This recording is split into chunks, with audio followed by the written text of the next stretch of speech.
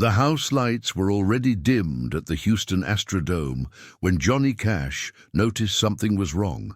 20,000 fans had packed the venue on that humid October night in 1972, their excited chatter filling the massive space like the buzz of a giant beehive. The man in black stood at the edge of the stage, his guitar hanging from his shoulder, watching his road manager frantically gesturing from the wings. In 30 years of performing, Cash had seen plenty of pre-show chaos, but something about this moment felt different. What he was about to learn would transform not just this concert, but the final decade of his legendary career. Just 3 hours earlier, 7-year-old Timothy Brennan had been counting down the minutes in room 304 of Texas Children's Hospital. His mother, Sarah, sat beside his bed, holding his small hand that had grown so thin over the past 8 months. Timothy's walls were covered with Johnny Cash posters, and on his nightstand sat a worn cassette player that had played Ring of Fire at least 1,000 times. The boy had been diagnosed with acute lymphoblastic leukemia the previous February, and the doctors had stopped using words like recovery and started using phrases like making him comfortable. "Mama, do you think Mr. Cash got my letter?" Timothy asked, his voice barely above a whisper. Sarah squeezed his hand gently. She had sent 17 letters to Johnny Cash's record label over the past 6 months, each one describing her son's dream of hearing his hero perform live. Not a single reply had come back. "I'm sure he's very busy, sweetheart," she said, fighting back tears she'd been holding for weeks. What Sarah didn't know was that letter number 17 had done something the others hadn't. It had reached Marshall Grant, Cash's bass player and oldest friend. Grant had found it buried in a stack of fan mail at the Columbia Records office in Nashville just 4 days earlier. Something about the handwriting, a mother's desperate, shaky script, made him open it instead of passing it along to the usual handlers. He read it 3 times before walking directly to Cash's tour bus. "Johnny, you need to see this," Grant had said, handing over the letter. Cash read it in silence. The letter didn't just describe Timothy's illness. Sarah had written about how her son would close his eyes during chemotherapy and pretend he was on stage with Johnny Cash, how he'd learned to play Folsom Prison Blues on a toy guitar even as his fingers grew weaker, how he'd told every nurse that Johnny Cash was his best friend, even though they'd never met. "She says the boy might not make it to November," Grant said quietly. Cash folded the letter carefully and put it in his jacket pocket, where it had remained for 4 days. Now, as he stood on that Houston stage, his road manager was telling him something that made his blood run cold. "Johnny, there's an ambulance outside, a kid from the hospital. His mother says you know about him. Timothy something. The security won't let them in because the show's about to start, but Johnny, the paramedics are saying the boy might not make it through the night." Cash didn't hesitate. He grabbed the microphone and walked to center stage. The crowd erupted in cheers, thinking the show was beginning.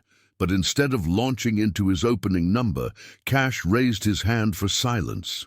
"Folks, I need to ask you something, and I need you to listen real careful," he said, his distinctive baritone carrying through the vast arena. "There's a little boy outside right now, 7 years old, and he's very sick. He's traveled here from the hospital just to hear some music tonight. Now, I know you all paid good money for your tickets, and I promise you'll get your show. But right now, I need every single one of you to help me do something." The crowd had grown completely silent. 20,000 people holding their breath. "I need you to help me bring this boy and his mama in here right down front, and I need you to help me show him that sometimes, just sometimes, dreams do come true. Can you do that for me?" What happened next was something the Houston Chronicle would later describe as 20,000 hearts beating as one. The entire crowd began to cheer, not the wild, raucous cheering of a rock concert, but something different. A sound of collective compassion that seemed to shake the very foundations of the Astrodome. People in the front rows immediately began shifting, creating a path. Someone started chanting, "Timothy, Timothy," and within seconds the entire arena had taken up the chant. Outside, Sarah Brennan heard the sound through the ambulance walls. Timothy's eyes, which had been closed for the past hour, fluttered open. "Mama, are they calling my name?" Before she could answer, the backstage doors burst open. Johnny Cash himself, dressed in his signature black suit, walked directly to the ambulance.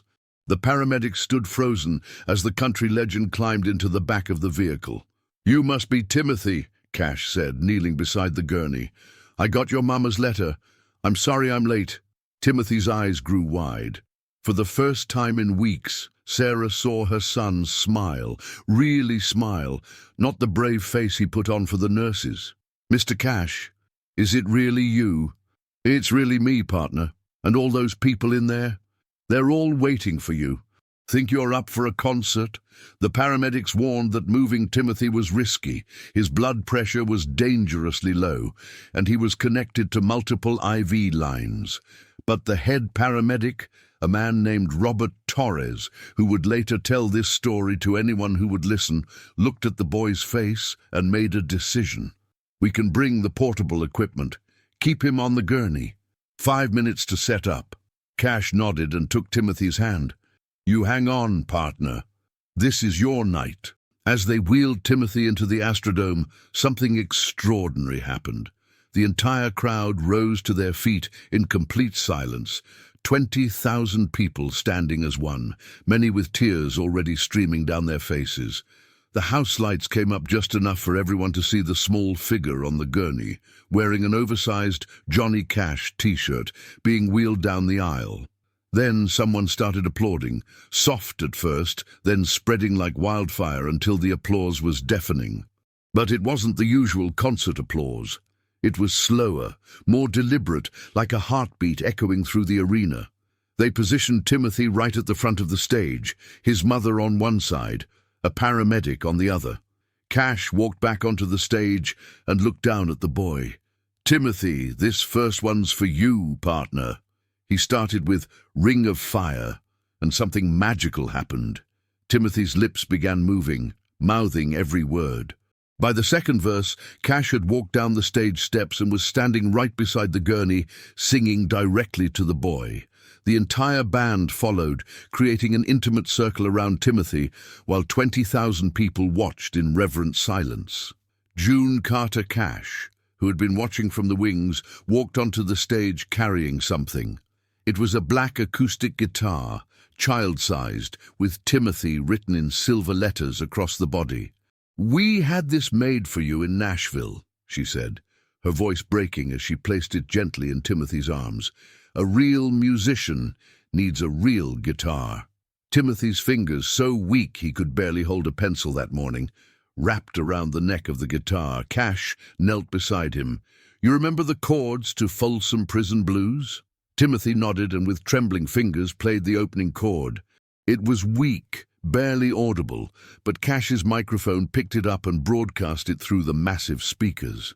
The sound of that single, imperfect chord played by a dying child echoed through the Astrodome like thunder. Cash started singing, matching his tempo to Timothy's faltering strums. The band joined in, following the boy's rhythm no matter how it wavered. And then, in a moment that photographer Jim Marshall would later call the most powerful image he never got to capture, Timothy began to sing along, his small voice picked up by Cash's microphone. "I hear the train a-comin', it's rolling round the bend." His voice was barely a whisper, but in the absolute silence of the arena, everyone heard it. By the time they reached, "And I ain't seen the sunshine since I don't know when," several people in the audience were openly sobbing. Cash performed for 90 minutes that night, never moving more than a few feet from Timothy's side. Between songs, he would kneel down and ask, "What should we play next, partner?" And Timothy, growing weaker but never losing his smile, would whisper his requests. "Jackson, A Boy Named Sue, Sunday Morning Coming Down." During The Man Comes Around, one of Cash's darker, more spiritual songs, Timothy reached up and took Cash's hand. The gesture was so unexpected, so pure, that Cash's voice cracked. He had to stop singing for a moment, squeezing the boy's hand while June picked up the verse. Marshall Grant would later say that in 40 years of performing with Johnny Cash, he'd never seen him cry on stage until that night. As the concert neared its end, Timothy's mother noticed her son was struggling to keep his eyes open. The head paramedic was checking his vitals constantly now, growing more concerned. Cash noticed too. "Timothy," he said softly, the microphone still picking up every word, "we're going to play one more song. What should it be?" The boy's answer was so quiet that only Cash and Sarah heard it at first. "Will the circle be unbroken?" Cash's eyes met Sarah's and she nodded, tears streaming down her face. It was the hymn she had sung to Timothy every night since his diagnosis. "Folks," Cash announced to the crowd, "Timothy wants to hear, 'Will the circle be unbroken?' And I think we should all sing it together." What followed was perhaps the most remarkable moment in concert history. 20,000 voices joined as one, singing the old hymn with a reverence usually reserved for churches. The harmonies were imperfect, the tempo uneven, but the emotion was overwhelming. Camera footage from that night shows grown men crying, strangers holding hands, an entire arena transformed into something sacred. As the last note faded, Timothy opened his eyes one more time and looked up at Johnny Cash. "Thank you, Mr. Cash," he whispered. "You really are my best friend." Cash leaned down and kissed the boy's forehead. "No, partner. Thank you. You've reminded me why I do this." The paramedics indicated it was time to go. As they began wheeling Timothy out, Cash did something unprecedented. He stopped them and addressed the crowd one more time. "Folks, I want you to remember this boy, Timothy Brennan, 7 years old, braver than any man I've ever met, and I want you to remember that every single one of you made his dream come true tonight. You didn't just watch a concert, you gave a dying boy the night of his life." The crowd erupted one more time, chanting Timothy's name as he was wheeled out. But Cash wasn't done. He grabbed his guitar and followed the gurney up the aisle, playing and singing Amazing Grace as he walked. One by one, his band members followed, then June, creating a processional that accompanied Timothy all the way to the ambulance. Timothy Brennan died 6 days later on October 21st, 1972, at 3:47 in the morning. His mother said he was peaceful, clutching the guitar Cash had given him, humming Ring of Fire until the very end. Johnny Cash attended the funeral, serving as a pallbearer alongside Timothy's uncles. He played Will the Circle Be Unbroken at the graveside service, but the story doesn't end there. 3 months after Timothy's death, Johnny Cash established the Timothy Brennan Foundation for Children's Cancer Research. The initial funding came from Cash donating every penny from that Houston concert, over $200,000. He would continue funding it personally for the rest of his life. More importantly, Cash changed the way he performed. He began visiting children's hospitals in every city he toured. He would show up unannounced, with just his guitar, and play for kids who couldn't make it to his concerts. He did this quietly, without publicity, for the next 30 years. It's estimated he performed for over 10,000 sick children, always for free, always in memory of Timothy. Sarah Brennan kept in touch with Cash until his death in 2003. She once asked him why he had stopped everything for her son that night. "Your boy reminded me of something I'd forgotten," Cash told her.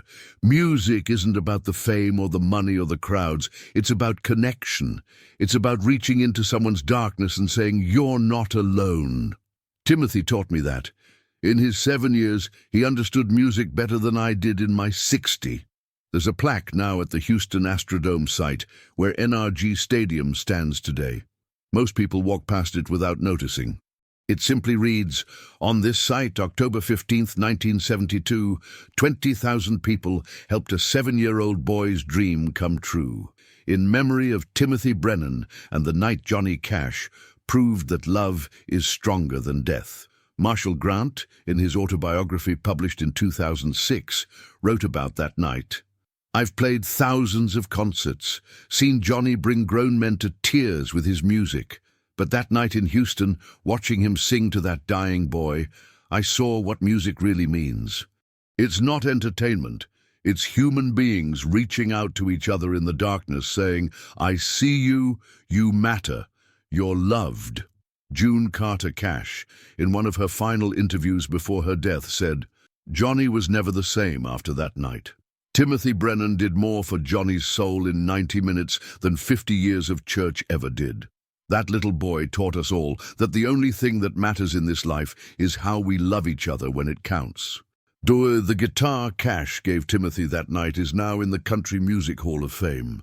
Next to it is a photo from the concert, Timothy on his gurney, holding the guitar, with Johnny Cash kneeling beside him.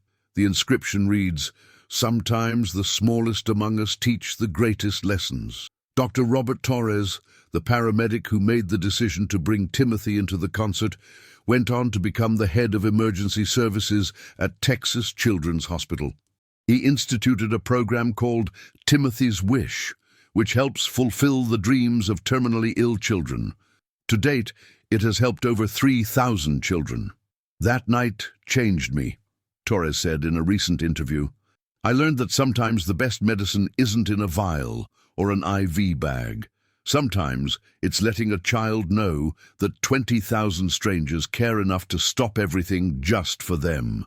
Several audience members from that night have spoken about how it affected them. Mary Patterson, who was 19 at the time, became a pediatric oncology nurse because of what she witnessed. I went to see Johnny Cash, she said, but I left having seen something much bigger, the power of human compassion. Tom Rodriguez was sitting in the nosebleed section that night with his teenage son. My boy was going through a rebellious phase, lots of anger, Rodriguez recalled. But when he saw that little kid with cancer living his dream, something changed. We both cried, held each other, first time we'd hugged in 2 years. The recording of that concert was never officially released at Cash's request. He felt it would be wrong to profit from Timothy's story. But bootleg copies circulated for years, and if you know where to look online, you can still hear it. The moment when Timothy sings along to Folsom Prison Blues, his tiny voice mixed with Cash's baritone remains one of the most heartbreaking and beautiful recordings in music history. In his autobiography, Cash, published in 1997, Johnny wrote, I've won Grammys, sold millions of records, played for presidents. But if you ask me about the highlight of my career, I'll tell you about a 7-year-old boy named Timothy Brennan who taught me that music is love made audible. He showed me that our job as artists isn't to perform for people, but to connect with them, to remind them that we're all in this together, that every life matters, that love is the only thing that lasts. Cash kept Timothy's photo in his guitar case for the rest of his life. His daughter, Roseanne Cash, says it's still there in the case that now sits in her home. Dad said Timothy was his guardian angel, she explained. Every time he opened that case, he'd see that little boy's face and remember why music matters. The impact of that night rippled far beyond anyone could have imagined. The Timothy Brennan Foundation has raised over $50 million for childhood cancer research. 3 drugs developed through foundation-funded research are now saving lives. One of them is called TB 1972, named for Timothy and the year he died. But perhaps the most powerful legacy is the thousands of artists who have followed Cash's example.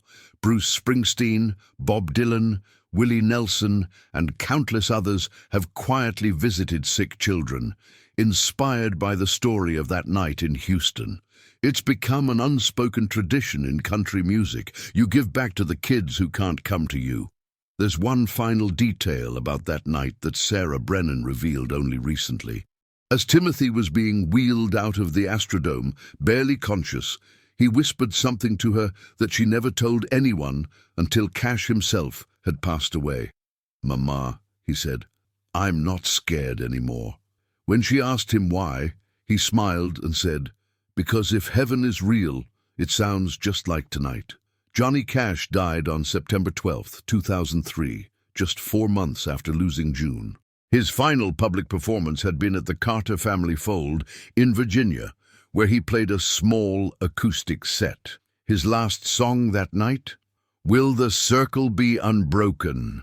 Witnesses say he seemed to be singing to someone only he could see, and when he finished, he said quietly into the microphone, "That was for you, Timothy." The circle, it seems, had finally been unbroken. Today, when you visit Johnny Cash's grave in Hendersonville, Tennessee, you'll often find small toys and guitar picks left by visitors. But if you look carefully, you'll sometimes see something else. Letters from parents of sick children, thanking him for what he started that night in Houston, because of one 7-year-old boy and one country music legend who stopped everything to make his dream come true. Thousands of children have had their own moments of magic in their darkest hours. That's the power of compassion. That's the legacy of love. And that's why, 50 years later, the story of Timothy Brennan and Johnny Cash still moves us to tears. It reminds us that we all have the power to stop our world for someone who needs us. We all have the ability to turn 20,000 strangers into a chorus of love. We all have the chance to be someone's answered prayer. The question is, will we take it? If this story touched your heart, please share it with someone who needs to be reminded that miracles still happen. Like and subscribe for more incredible true stories of when celebrities chose love over everything else. And comment below, have you ever witnessed a moment when strangers came together to lift someone up? Because in the end, that's what Timothy and Johnny taught us that night in Houston. We're not just an audience watching life happen. We're all part of the same song, and sometimes, if we're very lucky, we get to help someone else sing their verse before the music ends.